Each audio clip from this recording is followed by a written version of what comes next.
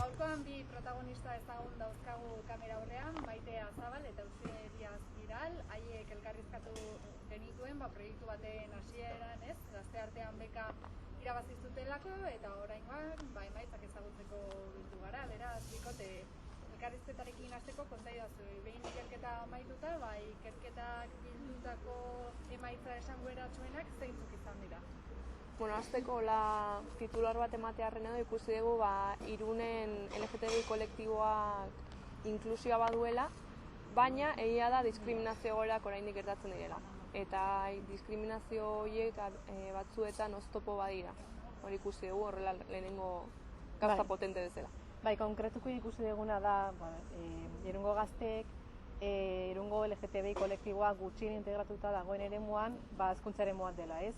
Eta baita ere, gure parte-hartzaileen arabera, Irunen LGTBI pertsonak integratuta daudela esateko, bi egoera gertatu bat direla. Ez alde batetik diskriminazioa ez egotea, hori ezinbestekoa da, baina ez bakarrik hori, ere behar dena da Irungo erakundeen babes esplizitua izatea.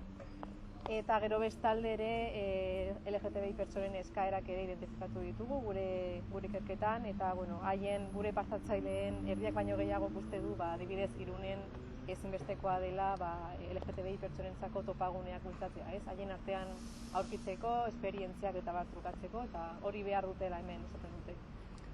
Eta gero egia da, lortu dugun datu garrantzitsu bat badela, LGTBI diren pertsonen eta pertsona cis-heterosexualen artean ezberdintasunak daudela, integrazio hori edo inklusibitate hori ikusteko edo sumatzeko edo pertzibitzeko garaian. Orduan hor alde nabarmenak ikusi ditugu, ze egia da pertsona cis-heterosexualek uste dutela LGTBI kolektiboa integratuago dagoela Irunen. Eta hori ez? Hausnartzen zerbait. Lehenengo datu horiek botata kontai dauzue. Ez dakit ikerketa burutzerako momentuan jendea parte hartzeko edo haien iritzia edo esperientziak kontatzeko prest nabaritu alduzuen. Irungo jendea oso preste egon da, izan ere, adibidez, Irungo gaztelekua momentu osoan, prozesu osoan gu laguntzeko preste egon da, eta hori eskertzekoa da, ez? Guretzat gaztelekua iturri oso importantea izan da. Eta baita ere, Irungo Udaleko gazteriako zerbitzuko teknikaria ere, eta Irungo eskolak, haiek ere gu laguntzeko preste egon dira, eta eskertzekoa da, ze badakigu ikerketa hauetako parte hartzaileak lortzea ez dela gauza arratza, ze gaur egun inkestak eta asko pasatzen ari dira, eta eskolak eta irakasleak eta gazteak ere topera dabiltza, orduan sustengu oso gana eduki dugu prozesu osoan. Eta hortaz gain, esaidazu, ikerketa hasi zenutenean batez ere, nabaritu altzen duten gazteek benetan gai honekin lotutako informazio nahikoa zutela eskura. Egia esan, uste dugu, ikusi dugula jende batek baduela diskurtso bat edo ezaguera orokor bat, batzutan nahiko sakona egia esan. Baina orokorrean, orokorki esan beharko bagenu, utxune batzuk nabaritu ditugu. Realitate batzuk, batez ere, kolektiboko realitate batzuk ikusi dugu ez direla asko ezagutzen, adibidez transrealitate inguruan galdetzerakoan eta horrela, ez jakintasuna edo bazegoela. Eta gero ere, adibidez, gure ikerketa ere mutuan banatu dugu ez, osasun arloan ere ikusi dugu, igual gazteak oraindik ez dutela hausnarketa sakon bat egin, baina normala da ere, ez? Azkenean, oraindik edade horietan pixkanaka sartzen ari dira eremu batzuetan. Baina, diskurtso batzuk bazeuden potenteak. Ikerketan ikusi ahal izan dudanez, Irungo Udalak eskaintzen dituen zerbitzu ezberdinen inguruko, ikerketako moduko bat ere egin duzuen zerbitzu hauen ezaguera, nolakoa den aztertzeko kontaidazu, Maita esanguratsurik topatu duzue alde horretan? Bi alde aztertu ditugu, alde batetik Irungo Udalak dituen LGTBI zerbitzuak aztertu ditugu, ez? Eta gure parte hartzaileen 94%ak esan du zerbitzu hauek, LGTBI gaia jorratzen dituzten zerbitzuak, ez dituela ez ezagutzen eta ez dituela inoiz erabili. Eta bakarrik 15%ek esan du ezagutzen dituela, baina bakarrik 2 pertsona esan du zerbitzu hauek noizbait erabili dituela. Eta gero baita ere, Irungo Udaleko berdintasun zerbitzuak aztertu ditugu, eta datuak antzekoak dira, ez? Gure parte hartzaileen 91%ak esan du zerbitzu hauek, berdintasun zerbitzuak ez dituela inoiz erabili, ez da ezagutzen ere.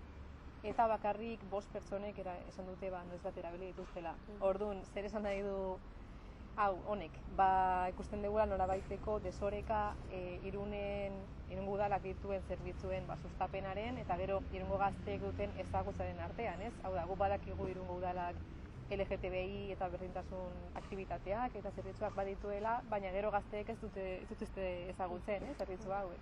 Orduan, onuragarria izango litzateke igual zerbitzu hauen edapenan edo lan egitea gazte guztiei iristeko, ez? Bai. Ikerketa gazteekin burutu duzue, beraz, helduekin egin izan balitz, emaitzak oso bestelakoak izango dira, Ba, horre, badakagu, azken finean gazteak etapa oso konkretu batean daude. Eta beraiek ez dute beraien bizitza aukeratu esan dezagun. Beraien errealitatea eman zain errealitate bada eta oraindik ez dute igual esperientzia batzuk izateko edo ikertzeko edo nora joan edo nora nun bizi nahi duten jakiteko aukera hori ez dute izan.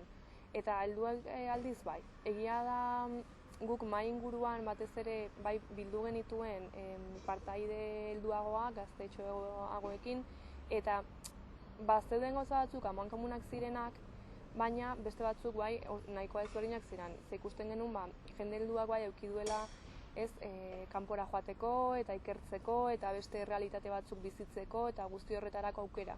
Orduan ezin ditugu konparatu. Naiz eta gauza batzuk bai amankomunean dituzten, hori bai. Eta Irungo errealitatea izan duzue aztergai, zentzu horretan ere ez dakit hiri berri batetik bestera errealitatea oso bestelakoa den edo honen inguruko sarrera edo iritziren bat eman aldezakezuen. Bai, aurreko galderen antzera ere guk badakigu gure ikerketaren emaitzak ezin direla guztiz orokortu Irungo gainerako inguruan dauden herri eta hirietara, ze haien errealitatea beste hirien eta herriena desberdina da, segun nolakoak diren haien gizarte politikak, nolakoa den jendearen bizimodua eta ez? Baina bai, ikusi dugu gure ikerketaren emaitza batzuk, konkretuki hezkuntza eremuan eta osasun eremuan dagokionez, ez? Emaitza hauek antzekoak ziren, gu beste hirian egin ditugun ikerketen konparatu ez? Konkretuki hori, bi saio horretan, hezkuntza eta osasun mentalari dagokionez. Baina beste arloak konparatzen baditugu, adibidez, espazio publikoak eta aisialdiak, gure ustez ezingo litzateke orokortu. Irunen gertatzen dena ez da hain antzekoa, adibidez Donostian. Gure partatzaileek ere esan ziguten, ez? Eske Donostiako giroa ez da berdina, ezin da konparatu Irungoa, bere kultura eta dena desberdina da. Orduan, igual aisialdiari dagokionez hori ezingo genuke orokortu, baina gero hezkuntza antzekoa izango litzateke, bai. Lau espazio bereiztu dituzue ikerketa burutzeko, elkarrizketaren hasieran aipatu duzutenez, zergatik hartu duzu erabaki hau? Bai, badago esplikazio bat horren atzean, ez? Teoria bat.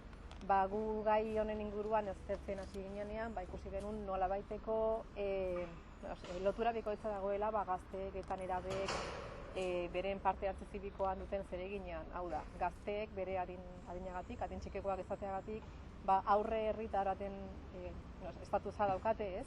Itxaroten dagoen herritar baten estatusa dute oraindikan, eta gainera gizartalde txikitu baten parte izateagatik LGTBI kolektiboa, kasu honetan, zailtasun asko topatzen dituzte bere gizartean bizitzean, ez? Egunerokotasunean. Orduan, gure ustez hori ere gertatzen da gaur egun gure gizartean LGTBI kolektiboko kideak herritartasuna eta honi lotutako baliabideak lortzeko prozesuan zailtasunak aurkitzen dituztelako. Oztopo asko dituzte oraindik eta nahi genuen identifikatu nun Irungo herrian ze eremutan gertatzen diren oztopoak, ez? Bai, gero ere ikerkate aldetik edo eremu hauek badatoz literaturako iturri konkretu batzutatik eta gero gure datu horiek beste hiri batzuekin, herri batzuekin, beste realitate batzuekin konparatzeko ere eremu berdinak aztertzeak abantaila asko ditu. Eta azkenen hortik edan dugu pixka bat eta gero hau ere nabaritu dugu ezberdina azkenean zuk datu oso orokorrak dazkazunean gero ekintza batzuk egin nahi badituzu, kasu honetan gaztelekoan edo udaletxean, ekintza horiek ez dakizu ze norabidetan edo egin, ez dakizu zein ekintza zehatz behar diren eta eraimutan banatuta baldin badazkazu, badakizu zehazki, hezkuntza eremua da arazotsuena edo hemen lan gehiago, indar gehiago jarri behar dugu. Orduan, ekintza zehatzak egiten ditugu hezkuntzan, edo osasunean, edo espazio publikoetan kasu hontan. Eta hori izan da arrazoia batik bat. Eta emaitzek zer erakutsi dute da hori arlo konkreturik edo eremu konkreturik lanketa berezi hori eskatzen duena? Ikusi dugu desberdintasunak daudela arloen artean, baina hori esplikatu baino lehen bazaldu nahiko genuke nola egin genuen kalkuloa, ez? Eta bi kalkulo egin ditugu, lehenengo Irungo LGTBI kolektiboaren integrazioarekiko pertzepzio orokorra nolakoa den kalkulatu dugu, eta gero kalkulu bera egin dugu, baino arloak bereiziz, ez? Orduan, pertzepzio orokorra neurtzeko egin duguna da galdetegiko itemak, neurtzen zituztenak jendeak nola pertzibitzen duten LGTBI kolektiboa Irunen, item horien batez bestekoa neurtu dugu, eta batez besteko horren puntuazioa 3,29koa da. Hori batez bestekoaren gainetik dago, 2,5 da batez bestekoa, batetik 5erako eskala neurtu genuen itemak, eta hori puntuazio oso ona da. Horrek esan nahi du Irungo gazteek nolabaiteko LGTBI integrazioa ikusten dutela Irunen, baino gero kalkulo bera egitean arloak bereiziz batez besteko aldatzen zen, segun ze arlotan, ez? Eta labur esan da, oso labur, ikusi dugu mediarik edo bataz besterokorik altuena espazio publikoan izan dela, beraz gazteek uste dute espazio publikoan LGTBI jendea integratuen dagoen arloa izango litzatekeela, eta aldiz, lehen ere aurreatu dugu pixka batez, hezkuntza arloan bataz besteko horrek bere egiten du eta aldeak nabarmenak dira. Orduan, hezkuntza eremuan inklusibitate eta guzti hori lantzeko zerbait da. Eta elkarrizketarekin amaitzeko neskak konta idazu, zer ikusten duzue hobetzeko edo datu hauek jakinda hobetu beharko litzateke? Orain esan bezala, hezkuntza eremuan asko dago egiteko oraindik, batez ere formakuntza arloan, formakuntza espezifikoa izan behar da LGTBI gai lotuta, eta baita ere irakasleen papera landu egingo beharko litzateke eskoletan, guk ikerketan ikusi duguna da hori, bai formakuntza espezifikoa eta kalitatezkoa izatea, eta bai irakasleen papera ona izatea, babesteko LGTBI pertsonak, bi faktore horiek oso garrantzitsuak direla LGTBI gazteak eskolan integratuta dagoela esateko. Hori hezkuntza eremuan eta gero aisialdia eta kultura ere esparruan LGTBI errealitateak horien errepresentazioa edukitzea eta topaguneak sustatzea LGTBI pertsonak Irunen elkartzeko toki espezifiko bat, esperientziak trukatzeko eta bar.